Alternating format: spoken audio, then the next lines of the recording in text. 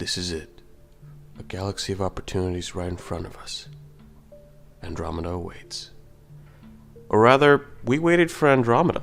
For 5 full years even. Just like our intrepid explorers braved 600 years of long, cold sleep, we also held our breaths until we could finally take in what Andromeda would throw at us. Hyperbole aside, no one can deny that Mass Effect Andromeda was a very anticipated title, and also one for which everyone had high expectations. Even though there have been several recent high-profile releases that were less than stellar throughout the gaming industry, I was still pretty excited about the release. The fact that I could try the game out ahead of it only ramped up that excitement.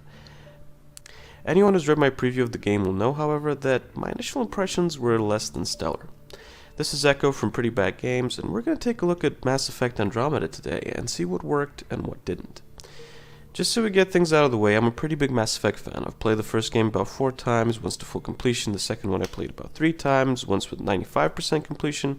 The third one I played twice, but I went out of my way to get the best ending. We shall never speak about the endings, though, and how nonsensical they were. I loved all of them despite their flaws. I almost 100%ed Andromeda, and you know why? Because I hoped that I'd be able to find the glimmer of the old Mass Effect games in there. I didn't. Mass Effect 1 had a pretty awful interface as far as inventory management went, the Mako was an unwieldy piece of shit, and the planetary exploration was so much weaker because of it. The cover system was an arcane device, unknowable and totally fucking broken, but it had a great setting, great characters, and a great twist. Your choices felt impactful, even if a bit simplistic. Mass Effect 2 was pretty tight mechanically, but oversimplified some of its core systems. The story was interesting, but ultimately pointless, as Mass Effect 3 essentially made your efforts to destroy the Human Reaper and/or the Collector base completely inconsequential. But the world was still great, and the characters were even better this time around, and I felt attached to every damn one of them. Mass Effect 3 made the combat fun, and the stakes were up to an insane point.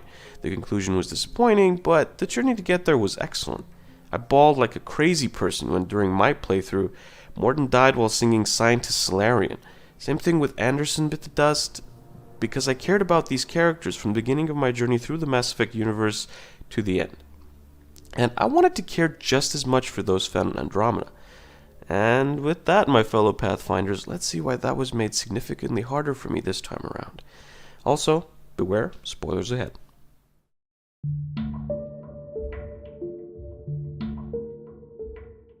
Mass Effect Andromeda doesn't recapture the thrill of discovery its predecessors did.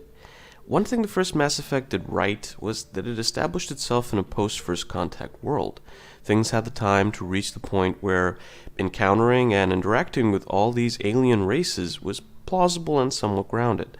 The fact that races from faraway corners of the galaxy converged towards the Citadel over time made sense, since their development was guided by their discovery of the mass relays and was basically planned by the Reapers.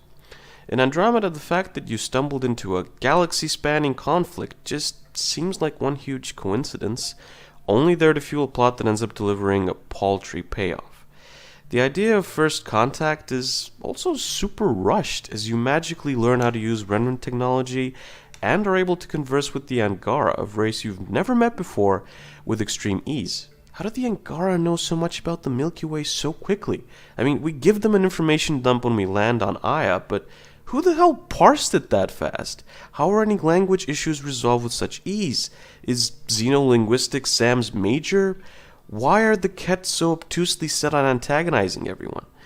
You're gonna have to suspend a bunch of disbelief if those questions about First Andromeda Contact plague you, as they won't really see an answer throughout the game. However, even if you do that, the story is ultimately predictable and generic. While the other games offered something to shake up the dynamic with your antagonist, like Saren is actually indoctrinated by his Reaper vessel, the Collectors are actually enslaved Protheans and stuff like that, Andromeda does nothing interesting with its villains, the Kett. From the outset, they're basically uglier space Nazis, and they pretty much stay like that throughout the game. Sure, there appears to be some infighting between their ranks, with the Archon losing support among the other Kett factions, but as a race, they're still gaping assholes. Even Meridian, this weird MacGuffin that seems to be the object of the Archon's desire, is just a command center for all the vaults you activated, although it could have been so much more. Essentially, The only major twists are that A, the Ket create new members of their species by exalting other species, so some of the guys you fought were actually exalted Angara, and B, the Angara were created by the Jardin, the ones who also created the Remnant. While the first point does raise a slight moral question, the second one is wholly inconsequential, as we never knew much about the Angara to begin with. So the fact that they're genetically engineered doesn't carry that big a punch, as it was always a distinct possibility. If it had turned out that the Jardin had engineered any of the races in the Milky Way, that would have been a pretty big twist, if a bit reminiscent of Prometheus, the movie, and also a shitty twist. But hey, Mass Effect 2's story was also pretty inconsequential, as I mentioned before, and actually had a few plot beats similar to Andromeda, like people being abducted, bad guys being good guys turned against their will. So maybe we can give it a pass. Surely it will fare better in the character department, where the series has been consistently good, with a few minor exceptions. Looking at you, James Vega. The characters are relatively unoriginal on the surface, but most characters in the Mass Effect games started like that. The problem here is that they don't quite grow out of it. While the previous Mass Effect characters surprised you with the fact that they turned your initial impression of them on its head, here everyone seems to stay pretty much the same as when you met them. Almost none of them have an arc, and the ones that do don't turn into anyone that interesting. The interactions you have with them are pretty poorly written, apart from some pretty neat moments with Vetra and Drac. Cora is pretty tame and seems to be a by-the-numbers, albeit likable soldier. Sure, she has her moments of inner turmoil until she accepts you as a pathfinder and, in my case, bedroom companion. But apart from having the image of her idol tarnished in her loyalty mission, not much ends up developing when it comes to her. Her loyalty mission was pretty well executed, though. Liam is someone who means well, but I found him to be nauseatingly upbeat at times. He's a walking quip machine, and that gets tired fast. If you maintain your interactions with him at a minimum, he's actually pretty okay, but having him in the party is an exercise in patience. I think I really pissed that one off. Maybe because I shot him in the face. Cool. His loyalty mission was fun and kind of epic, though, despite it having a rather big tonal shift compared to the rest of the game. Drac shows the most amount of growth both during your time with him and prior to that. He's also fun to be around in missions and has a very satisfying loyalty mission. Overall, I found it to be one of the more interesting characters, even if he's basically Rex 2.0. Vetra was pretty much my favorite character. I mean, she's basically a female Garrus, so of course I liked her. I also liked how her relationship with her sister evolved over time. She's smart, resourceful, kick-ass, and also kind, which is a pretty great combo. The loyalty mission was pretty average in terms of quality, though I did like how it shook up things with scanning the room ahead and choosing what to unleash upon your unsuspecting enemies. Jal is okay, but it's still quite weird how quickly he warms up to you, despite the lack of trust he and all Angara have for humans from the beginning. Rightfully so. His loyalty mission is, okay, and mostly forgettable. PB is Sarah, of Dragon Age Inquisition fame, 2.0, and I liked her just as little as the previous version, and if I had the option, I would have jettisoned her escape pod long before she did it in her loyalty mission. And speaking of that mission, it was the utmost horrible of the bunch, with either PB or Sam telling you what you need to do every 10 seconds, like you're an ignorant child who hasn't been playing the game for dozens of hours up until that point. As you may have noticed, there's kind of a pattern in the above descriptions. Mainly that none of the characters is really original, apart from Jal maybe. Cora and Liam are the mandatory human characters like Ashley and Caden, Drac is Rex, Vetra is Garrus, and PB is a mix between Liara and Sarah. But beyond its bland narrative and unoriginal characters, the biggest issues I have with how Andromeda is written are the tone and world building. The tone is absolutely all over the place, with the game trying to be funny in moments it shouldn't, somehow diluting the stakes each time it does so. There's also no immediate sense of urgency, especially given all the bloat and filler quests, sometimes even during the main narrative. The world itself isn't presented as well as it should, with a lot of politics and past events being left more to the imagination. despite the game's chunky playtime. I mean, I played for roughly 70 hours. There's also not a whole lot going on in terms of theme. Mass Effect 1 had discovery and doubt. Mass Effect 2 covered betrayal and sacrifice. Mass Effect 3 was somber and filled with gravitas, building towards a climactic final battle. There were moments that broke this, but they enhanced the narrative rather than detract from it.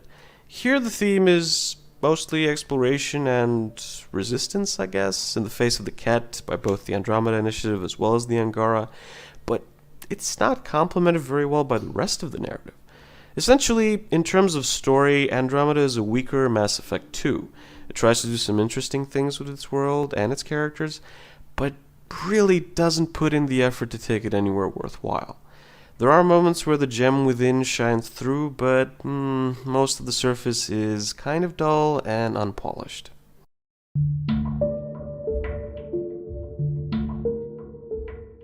Mechanically speaking, Mass Effect is solid when it works.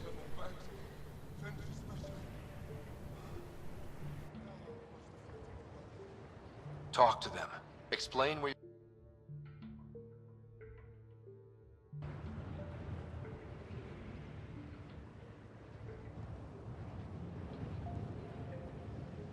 worth asking. Yeah, when it works. Weird glitches and bugs make the experience a bit clunkier at times, but the shooting abilities turn the combat into something fun and fast-paced. The fact that you can mix and match up skills at any time also means you can have a pretty versatile gaming experience.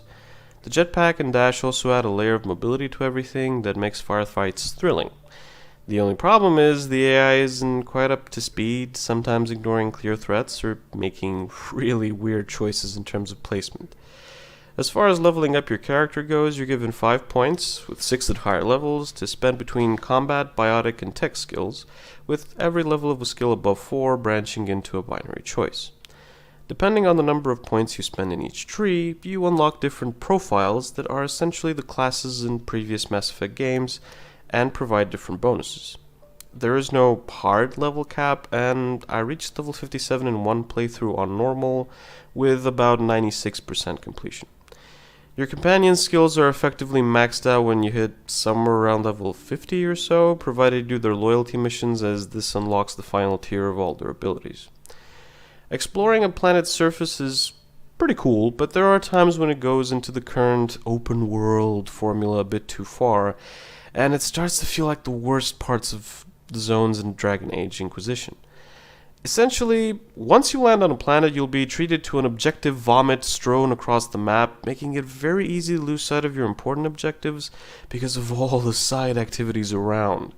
At best, it's a cheap distraction. At worst, it basically obliterates any sense of pacing from the game.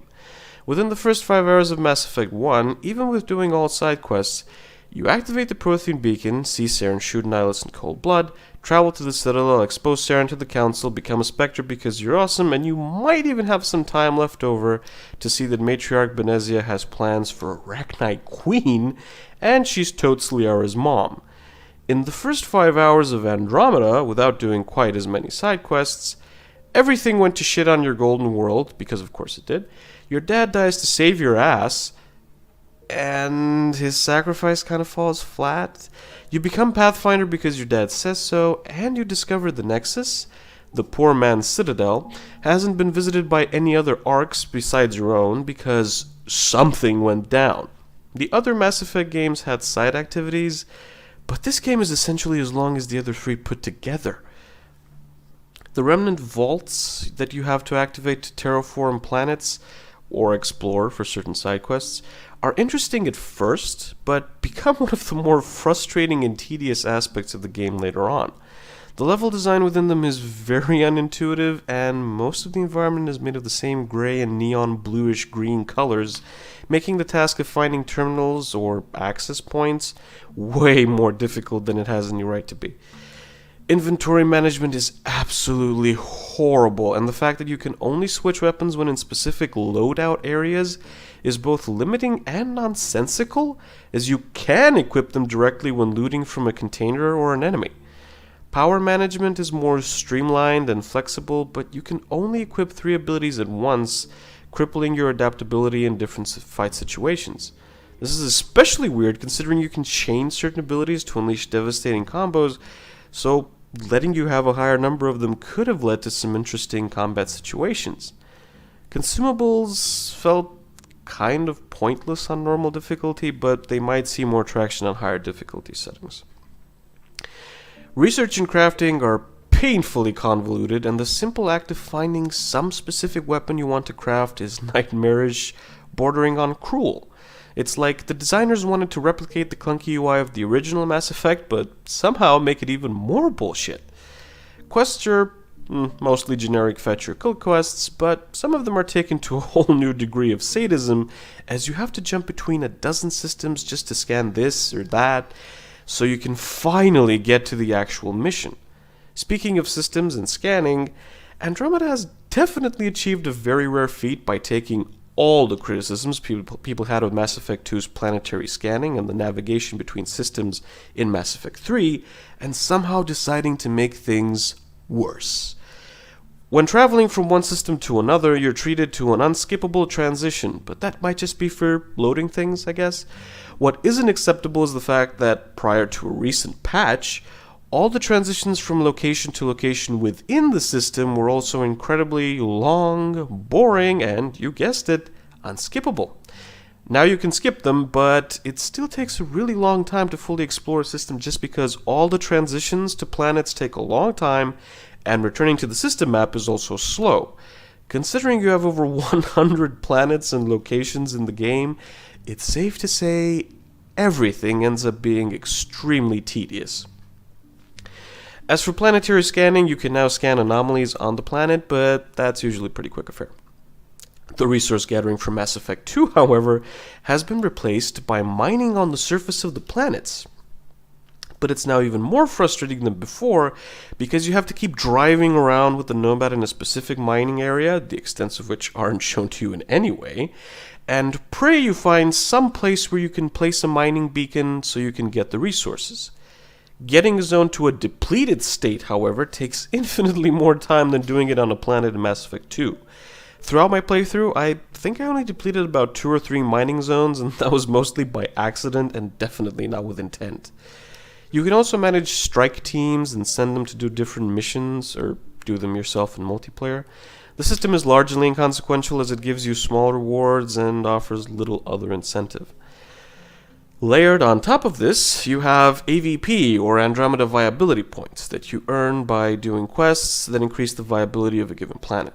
These points can be used to unlock upgrades of a military, science, or commerce variety. The bonuses have little impact, though, aside from the inventory and loadout capacity and maybe better vendor prices. On a broader note, the fact that you can't quick save is baffling, as is the fact that you can't rename your saves in any way, shape, or form. But the worst thing has to be the fact that you can't save at all during priority missions, which seems to be either missions that are part of the priority ops category in the journal, the main story basically, or the loyalty missions. In them you can only rely on the game's checkpoint system, which has put me back a couple of times when I managed to die. All in all, the core gameplay is good, if buggy, with a whole lot of unnecessary fluff added on top that only detracts from the experience instead of complementing it.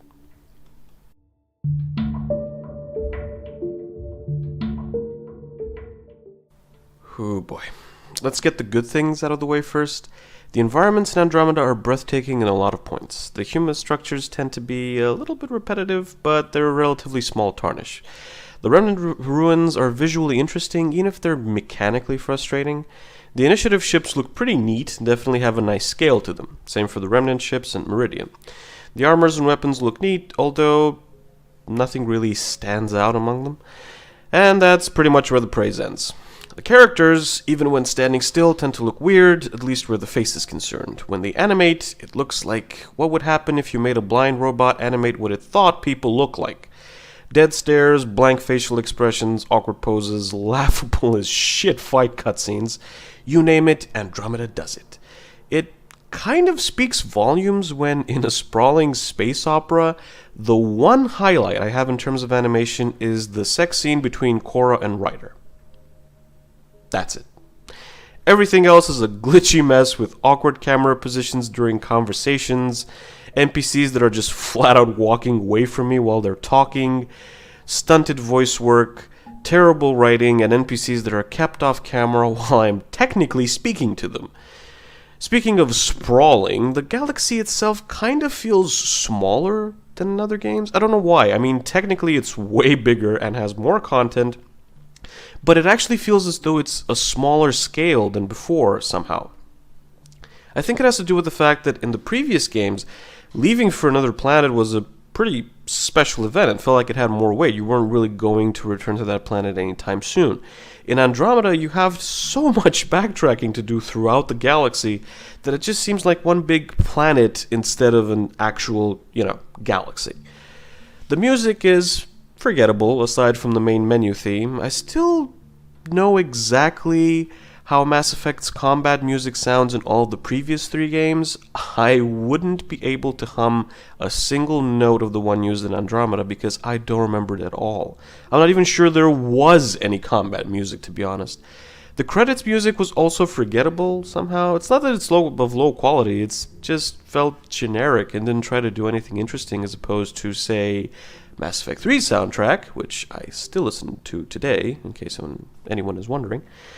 The sound design is relatively okay, with the only thing I found to be super annoying being the fact that the banter my squad mates had while I was driving in the Nomad would just get randomly cut away by whatever the hell Sam was trying to tell me about something nearby, even though I've already been there a million times.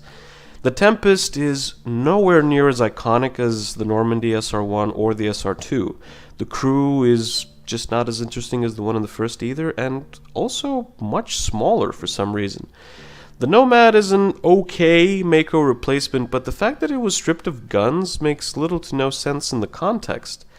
The voice work ranges from okay to dreadful.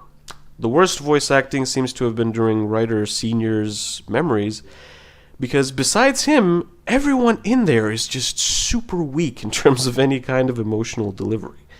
Also, while Edie was actually nice as an AI voice in the previous Mass Effect games, Sam is just grating. They probably wanted to go for something like Iron Man's Jarvis, but nope, that's not what we have here.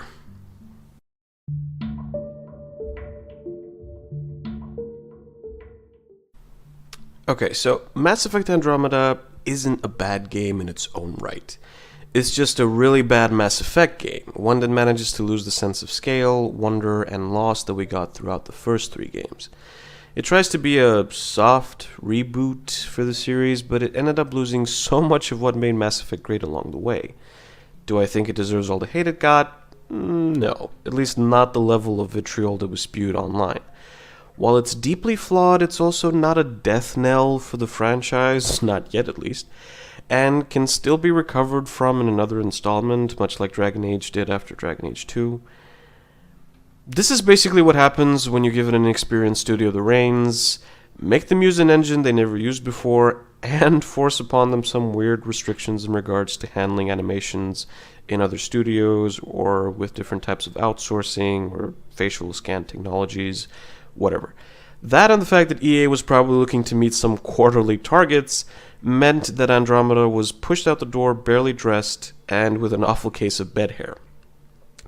But let's not forget that although BioWare promises to make improvements to the animations in the coming months through patches, you can't patch lazy writing, generic characters, and mediocre voice acting. It's pretty clear that in the absence of someone like Casey Hudson or someone else with a clear vision, as well as the original writers, the game suffered and barely scrambled things together to form something. Do I recommend playing the game? Sadly, no. Unless you never really cared about the story or characters in its universe. But if you never cared about that, then what did you really care for in Mass Effect? If you're a die-hard fan, I guess you can play it and might derive a bit of enjoyment from it like I did, but that will probably be soured by how disappointing the rest of the game is. I never really got the whole let's hate BioWare trend, but I can't help but agree with most negative sentiments about this game. I honestly hope BioWare gets a chance to do things right next time around, but right now, Andromeda should have stayed unexplored. So, after much consideration and looking at the story, design, and presentation, I give this game a 6 out of 10. It's not a horrible game, but it could have been so much better than what we got. So what do you think about Andromeda? What did you like or didn't like? Let us know in the comments, and if you'd like to see more of our content, check out our channel as well as our website. Also, tune in next time for another Rabid review.